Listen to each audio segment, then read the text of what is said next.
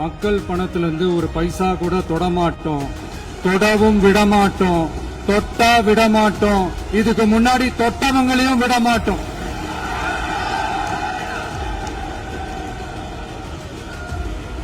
ஒவ்வொரு ஊழலா வெளியில வரும் போலே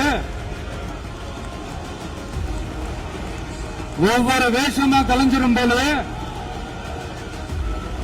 இங்க இருக்கிற நிறைய பேரு நடுங்கி போய் இதுல நம்ம மேல அவதூறு வேற.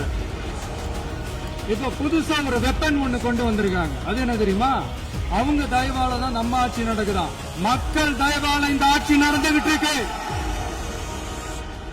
மனசாட்சி உள்ள சக்திகளோட ஆதரவால இந்த ஆட்சி நடந்துகிட்டு இருக்கு.